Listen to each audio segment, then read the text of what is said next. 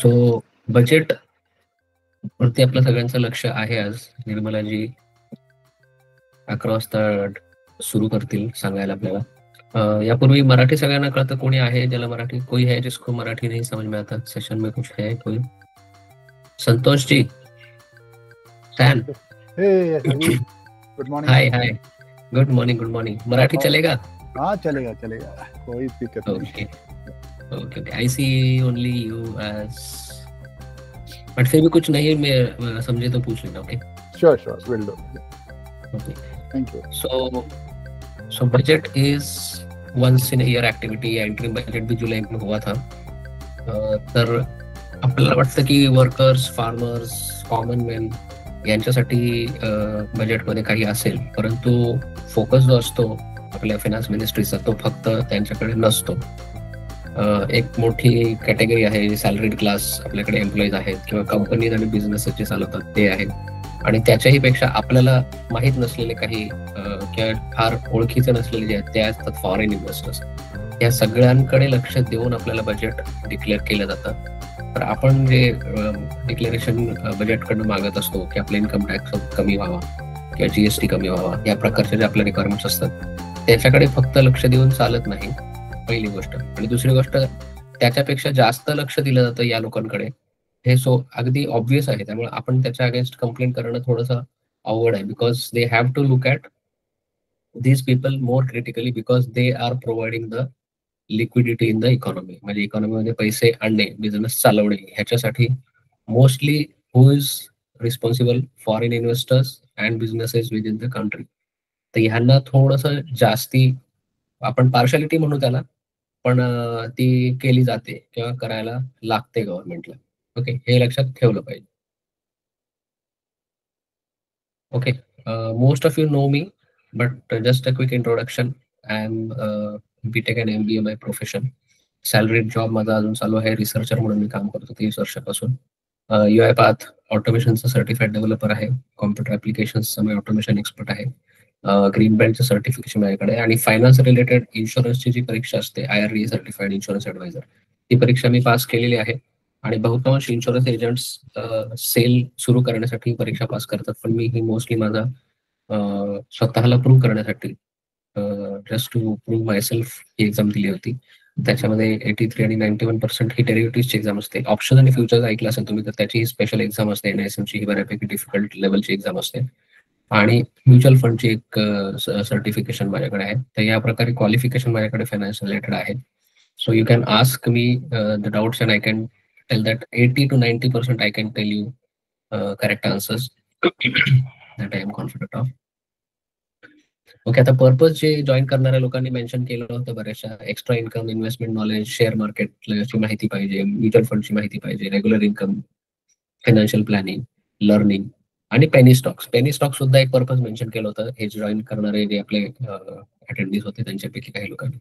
So I would recommend good purposes here, म्हणजे investment knowledge आहे, share मार्केटचं knowledge आहे, म्युच्युअल फंडचं नॉलेज आहे, फायनान्शियल प्लॅनिंग आहे. This is important. Penny stocks, I would say, don't try to get into it if you don't have knowledge. Okay. तर आणि income आणि regular income, this is obvious, but if you focus only income तर थोडंसं dilute होऊन जातं आपलं शिकणं. आपल्याला खूप तर फक्त पैसा कैसे मिलेगा, how do I get money, ह्याच्याकडे फोकस आला की नॉलेजकडे किंवा लर्निंगकडे फोकस आपला थोडासा डायव्हर्ट होतो. Okay, so what is going to change in budget for our investments? थोड़े हिस्ट्री सांगतो मी. Debt funds LTCG was almost zero till last year. Almost क्यों बोल रहा हूँ मैं? क्योंकि उसको इन्फ्लेशन इंडेक्स का एडजस्टमेंट दिया जाता था. हेलो या ओके, तो उसको इन्फ्लेशन इंडेक्स का एडजस्टमेंट दिया जाता था, तो वो बंद हो गया लास्ट ईयर से. सो नाउ डेट फंड पे पूरा 20% टैक्स लग सकता है लॉन्ग टर्म गेन पे या शॉर्ट टर्म गेन पे. So that is changed since last year. इसके लिए डेट फंड्स क्या होता है ये भी कुछ लोगों को पता नहीं था लास्ट ईयर तक. Slowly people are moving from FDs to debt funds. FD और डेट फंड में फर्क ज्यादा नहीं था. डेट फंड में थोड़ा 1-2% ज्यादा इंटरेस्ट, ज्यादा रिटर्न रेट मिल सकता था, लेकिन उसमें टैक्स सेविंग का ऑप्शन था. If you hold for 3 years और मोर, उसमें टैक्स हम बचा सकते थे. तो एफडी में टैक्स नहीं बचा सकते। इसके लिए ये हाँ, बट लास्ट ईयर ये चेंज होने की वजह से पूरा डेट फंड्स का जो इन्वेस्टमेंट्स है म्यूचुअल फंड्स में, वो धीरे धीरे लोगों ने निकाल कर म्यूचुअल फंड्स के इक्विटी कैटेगरी में डालना स्टार्ट किया। अब इक्विटी कैटेगरी में स्टॉक्स और म्यूचुअल फंड्स दोनों आता है। इसका लॉन्ग टर्म गेन टैक्स भी जीरो था टिल 2017, स्पेसिफिकली टिल 31 जनवरी 2018। फिर उसके बाद ये 10% पे चेंज हो गया और लास्ट ईयर ये 12.5% पे चेंज हो गया, लेकिन इसमें भी एग्जाम्पशन था। First 1 lakh of profit was exempted in long term gain till last year. अभी वो प्रॉफिट का एग्जाम्पशन 1.25 लाख पे गया है। तो अगर आपका म्यूचुअल फंड्स इन्वेस्टमेंट्स है लॉन्ग टर्म से 3-4 साल से, तो आपको उसका हर साल गेन लेना चाहिए, जो बहुत से लोग भूल जाते हैं। जिनका एसआईपी 2-3 साल से चल रहा है, उनको उस फंड को रोटेट करना चाहिए, ताकि आपका टैक्स जो है वो हर साल बचता रहे। हर साल आप 14,500 का टैक्स बचा सकते हो एज पर करंट रूल्स। लेकिन आप नहीं बचाओगे तो 10 साल बाद ये 14,500 इकट्ठा होके 1,40,000 हो जाएगा और आपको वो भरना ही पड़ेगा। तुम्हाला तो टैक्स भरावा लागेल। ठीक है। तो I am just going to Hindi because some people might be not knowing Marathi. कोई है जो मराठी नहीं समझ रहा है? मराठी 11 o'clock का शुरू होगा, so let's see if anything comes. Okay, meanwhile we can also stop for questions if you have any. अगर आपका तुमचे काही प्रश्न असतील तरी आपण विचारू शकतो मध्ये मध्ये। मी बीएससी काय करायचं ठरवलेलं आहे आज, त्याचे कारण आपण चर्चा करू थोड्या वेळाने। ओके, तर लॉंग टर्म गेन जो आहे म्युच्युअल फंड्सचा, तो प्रत्येकाने दरवर्षी घ्यायला पाहिजे। ज्यांचे एसआयपी असतील त्यांनी ते एसआयपी चे फंड जे आहेत ते रोटेट केले पाहिजे। रोटेट म्हणजे एका फंड मधनं सेलिंग करून लॉंग टर्म वाला जो पार्ट आहे, लॉंग टर्मचा अर्थ आहे 12 मंथ्स अँड मोर होल्डिंग। जो फंड तुम्ही 12 मंथ्स एसआयपी असेल तर ज्या एसआयपीच्या इन्स्टॉलमेंटला 12 महिने झाले आहेत, त्याचा प्रॉफिट तुम्हाला घेऊन त्या प्रॉफिट मधनं नवीन फंड बाय केला पाहिजे। तो आपको ये नया फंड बाय करना चाहिए उस पैसे से जो प्रॉफिट है। 1 साल में आप 1.25 लाख तक का प्रॉफिट टैक्स फ्री एंजॉय कर सकते हो। लेकिन आपने अगर वो नहीं किया, मोस्टली कुछ मेरे दोस्त बोलते हैं कि मेरे सीए ने कुछ नहीं बताया, बट आपका सीए बताएगा नहीं है, क्योंकि आपका सीए तब बताएगा जब आप बेचोगे। जब तक आप बेचोगे ही नहीं, आपका सीए बोलेगा कि आपके ऊपर कोई टैक्स लाइबिलिटी नहीं है। और आप बेचोगे कब? 10 या 12 साल बाद। उस टाइम एक बड़ी टैक्स लाइबिलिटी आप पर आ जाएगी। Okay, hello short sir, term gain जो है, यस, मला एक डाऊट आहे. हाँ बोला ना। तुम्ही आता सांगितलं की लॉंग टर्मचा टॅक्स वाचवण्यासाठी तुम्ही एस-आय-पी रोटेट केली पाहिजे, बरोबर? करेक्ट, पण ती बरोबर। एस-आय-पी जी आपण दर महिन्याला भरतो, ती मग 12 महिने प्रत्येक महिन्याची ती कंप्लीट नाही होणार ना एका वर्षानंतर? करेक्ट, करेक्ट, 12 महिन्याची नाही होणार। मग आपल्याला काय केलं पाहिजे? फॉर एक्झाम्पल मी सांगतो, आपण आज एसआयपी सुरू केली आणि आपण 2 वर्ष ती एसआयपी कंटिन्यू केली। हं, ठीक आहे। सो 2 वर्षांनी लास्ट एसआयपी ची इन्स्टॉलमेंट आहे, त्याला 1 महिना झालेला असेल, त्याला 12 महिने हं, झालेले नसतील। हं, हं, ओके, दॅट टाइम आपण काय केलं पाहिजे? ती एसआयपी स्टॉप करायची। स्टॉप करायची म्हणजे सेलिंग नाही करायची, त्यात पैसे हं. टाकणं बंद करायचं। आणि ते ओके, बंद लमसम म्हणून केलं, कंटिन्यू करायची. हा, ती लमसम ते अक्युमुलेटेड असेलच युनिट्स त्याच्यात। हं, त्याच्यात एसआयपी इन्फ्लो बंद करायचा, आपल्या हं, बँकेतनं जे जातात ना ते बंद हं, करायचे, आणि तो इन्फ्लो आपण दुसऱ्या फंडला डायव्हर्ट करायचा। दुसरा फंड निवडताना त्यावेळेस मार्केटमध्ये जी कंडिशन असेल, फॉर एक्झाम्पल आता आजची कंडिशन अशी आहे की स्मॉल कॅप मिड कॅप मध्ये खूप रॅली येऊन गेलेली आहे। इथून पुढचं हं, 1-1.5 वर्ष सेफली जर आपल्याला इन्व्हेस्ट करायचं असेल तर स्मॉल कॅप मिड कॅप मध्ये पैसे नाही मिळणार जास्त, आपल्याला लार्ज कॅप मध्ये मिळू शकतील।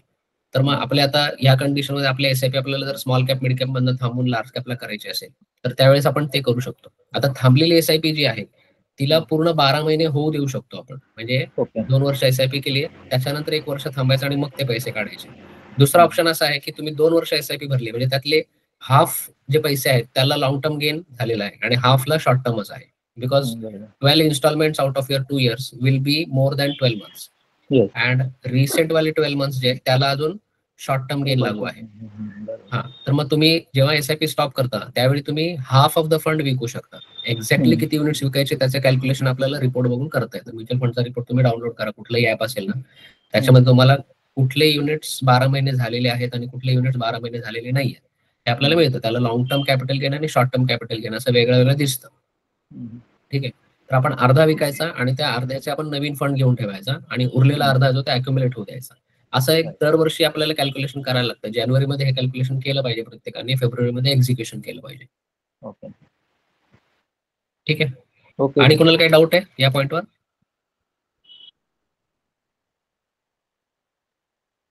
Avon else? दत्तात्रेयजी नमस्कार, good morning. Okay, corporate tax मला वाटतं 2018 साली कमी केला होता, 30 वरने 25 वर गेला होता, पण फॉरेन इन्व्हेस्टर अजूनही तो 35च आहे. इन्कम टॅक्स स्लॅब्स चेंज होत गेलेले आहेत, न्यू रेजिम ओल्ड रेजिम, याच्यात क्लॅरिटीपेक्षा कन्फ्युजन वाढवण्याचं जास्त काम केलेलं आहे. सो लेट अस सी आज काय होतंय. ऍटलिस्ट मोस्टली जे न्यू जॉब जॉईन करतात त्यांना सगळ्यांना न्यू रेजिम लागू होईल. सो ओल्ड रेजिम मध्ये इन्व्हेस्टमेंट ऑप्शन्स वगैरे त्यांना टाकण्याचे खूप लिमिटेशन आहेत. बट लेट अस सी की ओल्ड रेजिम मध्ये काही बदल होत आहेत का, न्यू रेजिम मध्ये काय बदल होत आहेत का, हे आपल्याला आता कळेल. पण ह्याचं डिस्कशन लगेच कळत सुद्धा नाही. आता आज डिक्लेअर झाल्यानंतर त्याच्यावरती कॅल्क्युलेशन करून मग 2-3 दिवसांनी लोक अनालिसिस करतात की ऍक्च्युअली टॅक्स कमी झालाय की वाढलाय. ओके, तर ह्याचा परिणाम काय काय होऊ शकतो. आता एलटीसीजी जो आहे आणि एसटीसीजी जर कमी केला किंवा एलटीसीजी जर कमी केला, बजट में अगर एलटीसीजी एसटीसीजी पे रिडक्शन आया आज, तो वो स्टॉक मार्केट के लिए अच्छा हो सकता है. So market can rally from there. और मार्केट को रैली करने के लिए काफी इंसेंटिव है गवर्नमेंट के पास भी. गवर्नमेंट को चाहिए कि मार्केट्स ऊपर जाए. अब मार्केट ऊपर जाना ये हमारे लिए अच्छा है, ऐसा सबको इन्वेस्टर्स को लगता है.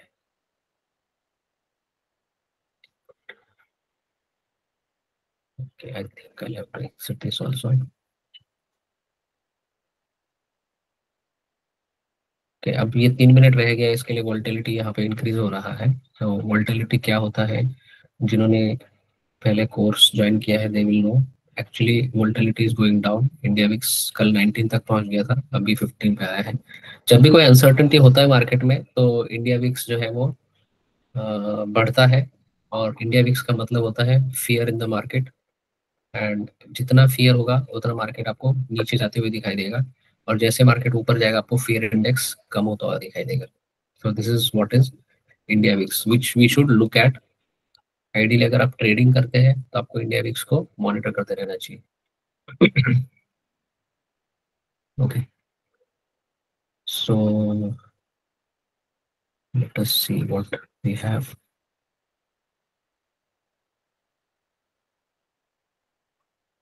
ओके, तो कुछ इम्पोर्टेंट बजट में डिक्लेरेशन होते हैं तो हम लोग देखेंगे थोड़ी देर बाद. तब तक अपना डिस्कशन कंटिन्यू करते हैं.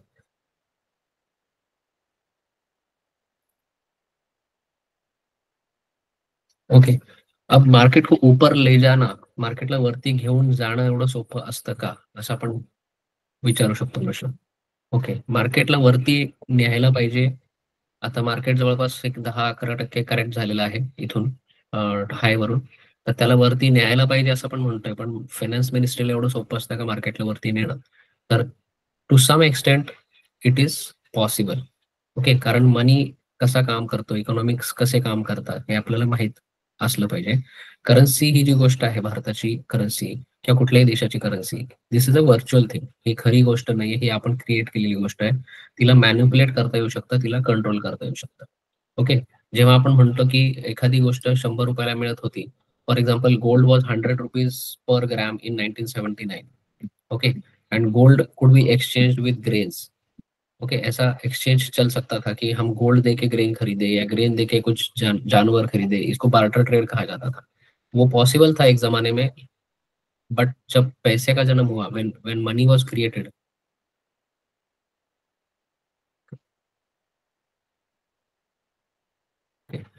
जेव्हा पैसे क्रिएट झाले, जेव्हा करन्सी क्रिएट झाली, त्यावेळी आपण करन्सी याला कॉमोडिटी समजायला लागलो. करन्सी आपण एक्सचेंज करतो. करन्सी सुद्धा एक प्रकारे कॉमोडिटी आहे. जसं आपलं गहू आणि तांदूळ आहे, याचा रेट कसा ठरतो, याचं प्राइस कसं ठरतं, याच्या सप्लाय आणि डिमांड वरती ठरतं. ओके, आणि ती गोष्ट आपल्याला क्रिएट करण्यासाठी किती कष्ट लागतात, किती वेळ लागतो याच्यावरती ठरतात. Same is with currency. If currency is created in the economy, what will happen, other things will become expensive, currency will become less expensive. म्हणजे थोडक्यात इन्फ्लेशन वाढतं. इन्फ्लेशन वाढण्यामागे कारण काय आहे, करन्सीचा फ्लो मार्केटमध्ये वाढला आहे. ओके, हे लॉजिक लक्षात घ्या. जी गोष्ट जास्त अवेलेबल आहे जगामध्ये त्याचा भाव कमी असेल, आणि जी गोष्ट कमी अवेलेबल आहे त्याचा भाव जास्त असेल. तर करन्सी ही जी आहे ही कोण बनवतं, आपल्याकडे भारतीय गव्हर्नमेंट बनवतं. म्हणजे there is a certain amount of currency in rupees available in India. Now, if government decides to increase that supply, what will happen?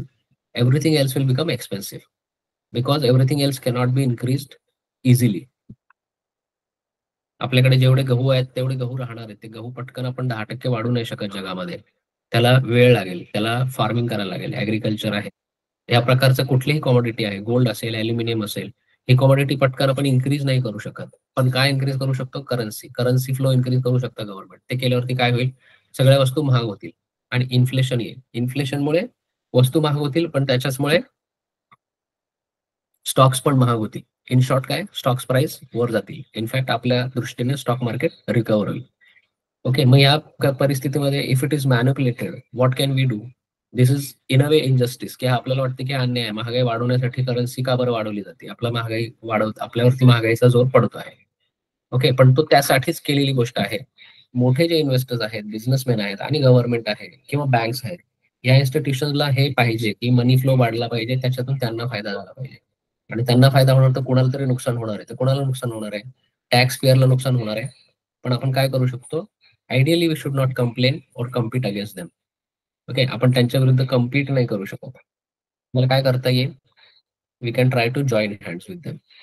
Okay, understand how money works and try to participate in the game. Okay, and biggest investor in this game is the government. Again, most governments are against Bitcoin and cryptocurrency. Why? Because Bitcoin आणि cryptocurrency ला manipulate नाही करतायत. जी genuine cryptocurrency आहे, Bitcoin सारखी किंवा Ethereum सारखी. आता do you know how many types of crypto coins are there in the market? 39 points down. Okay, my logic बीएससीचा ट्रेड घेण्यामागे लॉजिक काय आहे? आपल्याला हे ट्रेंड माहिती आहे. This is the long term trend, this is the mid term trend and this is the short term trend. Okay, this is 200 days moving average, 50 days moving average, 20 days moving average. And BSC, we are seeing Nifty has corrected about 10-12% from all time high after October. But from that same time, BSC इथून खाली नाही गेलाय. Nifty जो आहे, तुम्हाला मी इथे दोन chart जर दाखवले, Nifty and BSC. Okay, let me show you Nifty versus BSC.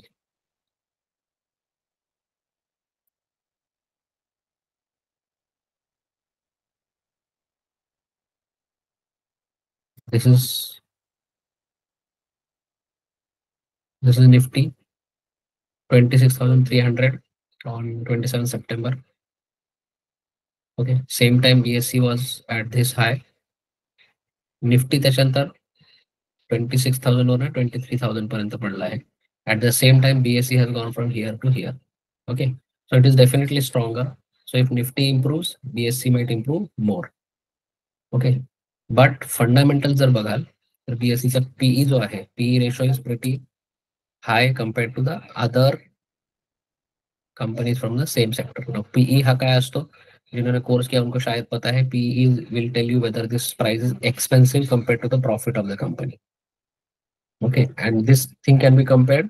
ही गोष्ट आपण एका इंडस्ट्रीमध्येच कम्पेअर करू शकतो. We cannot compare different industries. म्हणजे BSC ला मी ब्रिटानिया बरोबर कम्पेअर नाही करू शकत. Britannia is a biscuit company and BSC is a stock market trading related company. So comparison within these companies होना चाहिए. CDSL, MCX, KFin, CAMS, BSC. तो इस सारे ग्रुप में BSC का PE सबसे हाई है. ओके, बिकॉज इसका प्राइस इतना जो बड़ा है वो थोड़ा अनरियलिस्टिक हो सकता है. तो ये ट्रेड न्यू बीज के लिए थोड़ा रिस्की है. मैंने भी इसके लिए सिर्फ 5 क्वांटिटी से स्टार्ट किया. मैं इसमें क्वांटिटी तभी बढ़ाऊंगा जब ये इस लेवल से ऊपर जाएगा, from 5500. Okay, otherwise I'll just leave it at this point only. Okay, let's see what has happened to the Sensex trade also. Nothing dangerous. Okay, so we'll continue our discussion. बजेटला काय announcement झालं ते बघू शकतो.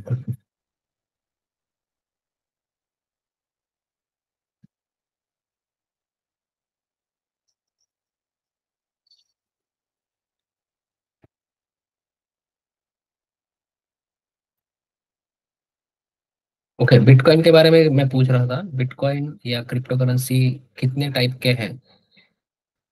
किसी को पता है?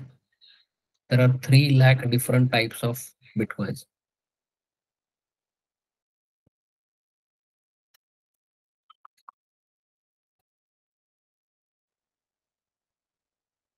ओके, सो बिटकॉइन के बारे में मैं बता रहा था इसके लिए कि bitcoin is something that can not be manipulated. ये किसने बनाया है एग्जैक्टली उस डेवलपर का जो नाम है वो भी लोगों को नाम पता है, उसका एग्जैक्ट आइडेंटिटी नहीं पता है, लेकिन फिर भी लोग बिटकॉइन ले रहे हैं, खरीद रहे हैं, बेच रहे हैं। उसका प्राइस जो है ऑलमोस्ट 60-70% एवरेज गेन से बढ़ रहा है पिछले 10 साल से।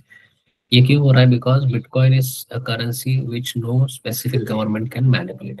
लेकिन अगर हर गवर्नमेंट इसको मान ले तो हो सकता है आने वाले कुछ सालों में हम लोग बिटकॉइन को यूज करके अमेजन पे अपना परचेसिंग कर पाएंगे। लेकिन उस टाइम किसी भी गवर्नमेंट को फायदा नहीं होगा, ना जीएसटी मिलेगा, ना टैक्स मिलेगा, कुछ भी नहीं होगा। सिर्फ बायर और सेलर के बीच में प्योर ट्रांजैक्शन होगा, ट्रांसपेरेंट ट्रांजैक्शन होगा। इसके लिए क्रिप्टो करेंसी, जो जेन्युइन क्रिप्टो करेंसी है, जिसको बिटकॉइन भी हम कंसिडर कर सकते हैं because it was the first one and the most genuine crypto currency. लेकिन गवर्नमेंट्स इसके अगेंस्ट है क्योंकि उनको कोई टैक्स का बेनिफिट नहीं मिलेगा, उनको इस करेंसी के बनाने का या मैनिपुलेट करने का, कंट्रोल करने का कोई भी मौका नहीं मिलेगा।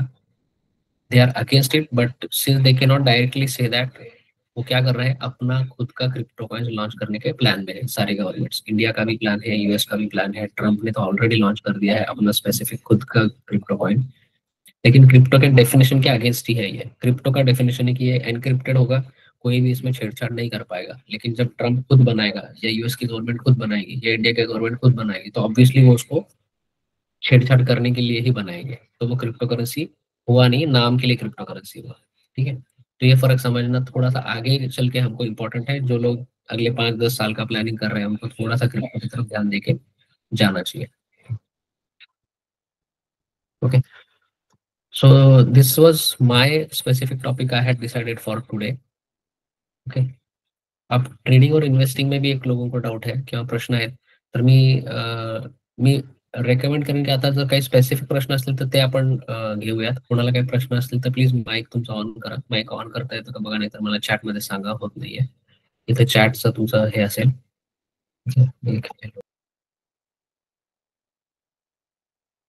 मॅम संतोष जी. नाही, सध्या काय नाही, जस्ट बजेटचाच वेट करतोय की काय अपडेट देत आहेत ते. अजून तरी काही टॅक्स रिलेटेड दिसत नाहीये आलेलं, कारण ते इथे रिफ्लेक्ट झालं असतं. मोस्टली हे स्लो ग्रोथ म्हणजे स्लो हे राईज दिसतोय, प्लस विक्स मध्ये स्लो फॉल दिसतोय.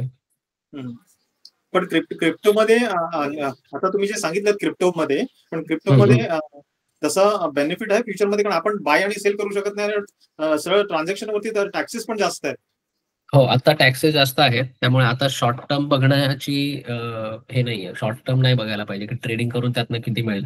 तो आहे एक अप्रोच, तो बरेचसे लोक करतायत की काही क्रिप्टो कॉइन्स नवीन आहेत, ते दिवसाला डबल पण होतात किंवा आठवड्याला डबल होतात, मग ते शोधायचे आणि त्याप्रमाणे त्यात ट्रेड करायचं. पण त्याला बऱ्यापैकी नॉलेज लागतं. Even I am not very much knowledgeable on that. What I understand, मला जे कळतं आहे ते हे आहे की ही करन्सी जी आहे, म्हणजे जी बिटकॉइन करन्सी आहे, ती जेन्युइनली क्रिप्टो करन्सी आहे. क्रिप्टोचा अर्थ काय? क्रिप्टो या शब्दाचा अर्थ आहे की एनक्रिप्टेड. पण हे म्हणजे माझा एक क्वेश्चन असा आहे की जो आपल्या जो टॅक्स पॅटर्न आहे तो हे आपल्या इकडेच इंडियामध्येच या टॅक्स पॅटर्नला जास्त इम्पॅक्ट होतोय. जर मी क्रिप्टो करन्सी माझ्या एनआरओ अकाउंटमध्ये ट्रान्झॅक्शन केलं, म्हणजे त्याचं कोणाचं दुसरं अकाउंट असेल की तो युएस मध्ये असेल किंवा अदर कंट्रीमध्ये असेल, आणि त्याच्या अकाउंट थ्रू जर मी बाय आणि सेल केला तर तो टॅक्सेस मी सेव्ह करू शकतो. त्याच्या अकाउंट थ्रू तर ऑब्व्हियसली तिकडे जे रूल्स असतील तेच तुम्हाला मान्य होतील ना. तुम्ही त्याच्याबरोबर इंटरॅक्शन कसं करणार, तुम्ही त्याला पैसे कसे देणार आणि कसे घेणार, ह्याचा म्हणजे त्याच्यावरती काय टॅक्स लागतो ते बघायला लागेल तुम्हाला. How will you transfer money between your NRO friend and your self, तर त्याचं तुम्हाला काळजी करावीच लागेल ना वेगळी. See, so wherever we are talking about this, we are always trying to compete with the government or trying to save tax, trying to find out ways. आपण म्हणजे टॅक्स मधनं मार्ग काढायचा प्रयत्न करत असतो, बरोबर. पण ते थोडंसं कसं आहे, government will always be one step ahead of that. आपण एक मार्ग शोधून काढू, त्याच्यावरती कुठे ना कुठे मोठ्या प्रमाणावर तसं जर झालं तर गव्हर्नमेंटला ते कळेल कुठून तरी, आणि त्याच्यावरती काही ना काही स्टेप्स आणल्या जातील. Okay, crypto currency was just other income 2-3 years back. त्यांनी ते 30% टॅक्सचा रूल लावला. तुम्ही बाईंग केली की तुम्हाला 30% अपफ्रंट द्यायचेच आहे. नंतर तुम्ही प्रूव्ह करा की आम्ही प्रॉफिट नाही झालाय You just keep on doing some paperwork and get that 30% back. But upfront तुम्हाला 30% द्यायचं म्हटल्यावरती काय झालं, फर्स्ट ऑफ ऑल ते त्याच्यात हातच घालायला नको असं झालं ना अर्थ लोकांसाठी. Okay, so nifty is now going up. Let us see आपला बीएससी जातोय का वरती. संतोष जी, आपका कोई सवाल है? Do you already have some SIPs and are you rotating it? I am not rotating. This is a good point. You gave me that. I was not doing that, but Okay. yeah, but I think so that I should be doing that right now after Yeah, hearing. yeah. Thanks for that info. So long-term gain tax was 0 till 2018. So if you are invested before 2018, up to 31st Jan 2018, you will be tax-free. Your gain will be tax-free. Correct. Okay, so if you go to your mutual fund reports, तो उसमें ना एक column भी होता है जहाँ पे 31 जनवरी 2018 का प्राइस दिया होता है, क्योंकि वो प्राइस आपका एंट्री प्राइस होगा. उसके पहले जो भी आपका रियल एंट्री प्राइस होगा that is not useful, that is immaterial. क्योंकि उसके पहले अगर आपने कोई म्यूचुअल फंड है जो 100 रुपीज में खरीदा था और 31 जैन 2018 को अगर वो 200 रुपीज था, तो 200 आपका स्टार्टिंग पॉइंट है. उसके पहले का जो पूरा प्रॉफिट है आपका टैक्स फ्री है. Got it. Yeah. और 200 से शुरू होके आज तक का जो प्रॉफिट है वो आप लेंगे, 12 मंथ से ज्यादा हो गया है वो वाला पार्ट, उसको आप 1.25 लाख तक टैक्स फ्री एंजॉय कर सकते हो. अगर आपका उसमें 2 लाख प्रॉफिट है तो आप उसमें से सर्टेन पोर्शन बेच दो जिसमें से आपको सिर्फ 1.25 लाख प्रॉफिट हो, जो आपको आईटीआर में दिखाना पड़ेगा. और उसपे उसके ऊपर आपको टैक्स एग्जम्पशन क्लेम करना पड़ेगा. बचा हुआ प्रॉफिट है आप नेक्स्ट ईयर के लिए कैरी फॉरवर्ड करो, अगले साल बेचो, तो अगले साल भी आपका वो हर साल आपको 1.25 लाख प्रॉफिट लेके अगर टैक्स बचाने का रास्ता है, जैसे हम लोग एटीसी इन्वेस्टमेंट्स के लिए करते हैं 1.5 लाख हर साल इन्वेस्ट करते हैं. Government will not allow you to invest 3 lakh this year if you did not invest anything last year. बराबर? करेक्ट. आप गवर्नमेंट को बोले कि मैंने पिछले साल 1.5 लाख इन्वेस्ट करना भूल गया तो मैं भी इस साल 3 लाख करता हूँ, मेरे को एग्जम्पशन दे दो, नहीं देगा गवर्नमेंट, क्योंकि फाइनेंशियल ईयर खत्म हो गया तो खत्म हो गया. ठीक है, वैसे ही ये भी है. लॉन्ग टर्म गेन आपने पिछले साल में नहीं लिया तो आपको ये इस साल में लागू हो जाएगा. 10 साल तक नहीं लिया तो 10 साल बाद 10 टाइम्स लागू होगा. कुछ लोग 20 साल का भी प्लान बना के रखे हैं कि मैं एसआईपी करूंगा, 20 साल तक निकालूंगा ये. But that is okay for compounding benefit, that is correct for discipline. But हमको टैक्स रोटेट करने के लिए वो बराबर नहीं है. आप इन्वेस्ट भले ही सेम फंड में करो 2 दिन के बाद, वो चलेगा. आपको अगर ये फंड बहुत अच्छा लगता है, मुझको नहीं निकालना है, तो आप सेम फंड में वापस इन्वेस्ट करो वही पैसा, 1 दिन का गैप दो बीच में, आप उसी फंड को खरीद लो. 1 दिन में कुछ प्राइस का ऊपर नीचे ज्यादा होता नहीं है. बट आइडियल ये होगा कि उस टाइम पे क्या होता है, हर 1-2 साल में ना म्यूचुअल फंड का इंडस्ट्री भी थोड़ा शिफ्ट होता रहता है. जैसे बिजनेस साइकिल फंड्स नहीं आते थे इतने, मल्टी एसेट फंड्स नहीं आते थे पुराने कुछ 5 साल पहले. तो अभी 5 साल पहले आप अगर इन्वेस्ट किए होंगे तो मोस्टली इंडेक्स फंड्स में किए होंगे या मिड कैप फंड्स में किए होंगे. अभी बैलेंस्ड फंड आया है, इक्विटी सेविंग्स कैटेगरी का फंड आया है जो ज्यादा सेफ होता है. तो जैसे आप रोटेट करोगे हर 1 साल 2 साल बाद, आपको म्यूचुअल फंड एडवाइजर जो भी आपका है उसके साथ बात करके पूछना चाहिए कि भाई अभी के लिए कौन सा fund, in the next 1-2 years which fund should I go into. तो पैसा उस फंड में रोटेट करना अच्छा होगा because you are with the times. ऐसा नहीं कि मैं 20 साल पहले जो चल रहा था वही चला के रखा हूँ, वो भी नहीं वाला. बराबर थोड़ा थोड़ा शिफ्ट करना चाहिए, वो बहाना भी हो जाता है रोटेट करने के लिए. तो rotate your mutual funds definitely. और अगर आपको डाउट्स है कि कितना मेरे को बेचना है, कौन सा है, तो आपका reports if you are okay to share with me, जो भी आपका ऐप होगा, फंड्स बाजार होगा, एनजे वेल्थ होगा, तो वो आप शेयर करो. अगर आपको कोई ऐप नहीं पता है तो जिसका भी ऐसा केस है उसको, अगर ईमेल आईडी आपके कनेक्टेड है तो आपको हर महीने एनएसडीएल की तरफ से एक कंसोलिडेटेड अकाउंट स्टेटमेंट नाम का रिपोर्ट आता है ईमेल में, आपके इनबॉक्स में हर महीने आता है. 10 या 20 तारीख के बीच में, 10 और 20 तारीख के बीच में कभी वो आता है. आप डाउनलोड करोगे तो उसमें आपको आपके सारे डीमैट अकाउंट के सारे स्टॉक, सारे म्यूचुअल फंड्स एक जगह पे मिलते हैं. करेक्ट. ओके, उसमें भी आप अंदाजा लगा सकते हो कि कौन सा वाला मेरा फंड पुराना है, नया है. उसमें गेन का पार्ट नहीं दिखाया जाएगा, उसमें सिर्फ वैल्यूएशन दिखता है. तो वो आपको यूज करके you can try to find out कि मेरा कौन सा वाला पोर्शन में कितना बेच सकता हूँ ताकि मुझको लॉन्ग टर्म गेन मिले. शॉर्ट टर्म गेन नहीं लेना है क्योंकि शॉर्ट टर्म गेन पे फ्लैट 20% टैक्स है, at least for people like us who are salaried and already paying tax. जिनका कोई और टैक्स नहीं है उनको चलेगा.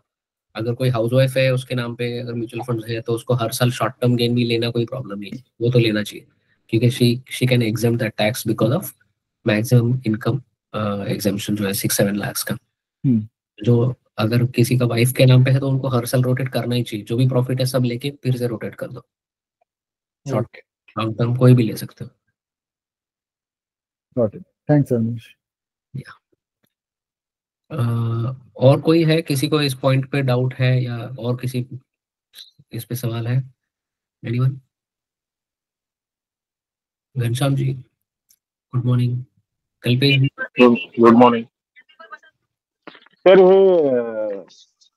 एक्चुअली मेरे ऑर्गेनाइजेशन में मेरा 2,500 ही कटता है पीएफ, और उन्होंने बोला है कि आप एडिशनल वीपीएफ करके ऐड कर सकते हो 15,000 तक, तो वो अपना इनकम टैक्स में कंसिडर होता है?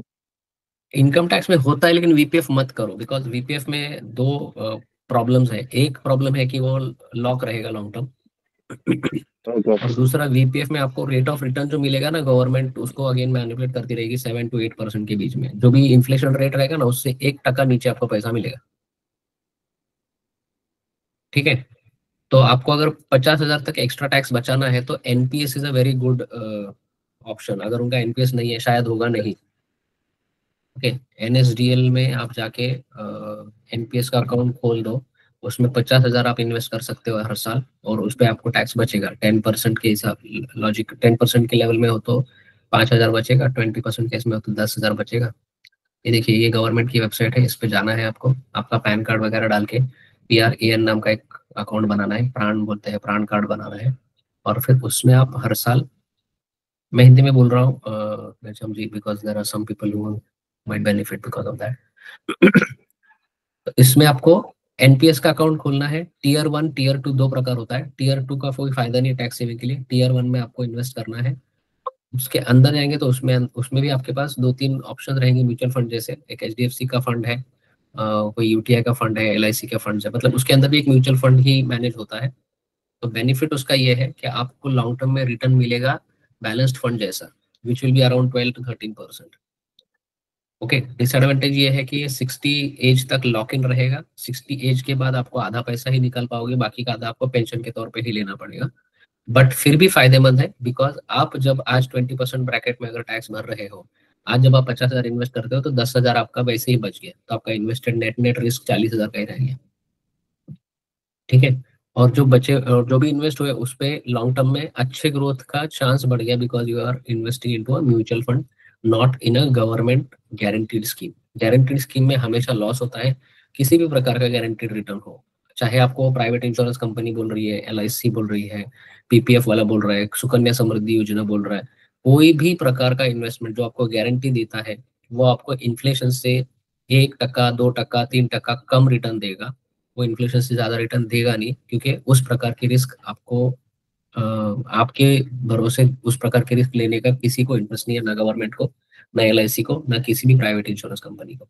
तो जहां भी आप गारंटीड रिटर्न्स का प्लान देखो, आइडियली ये समझ लो कि आप उसमें 1-2% का लॉस ले रहे हो अगेंस्ट इन्फ्लेशन।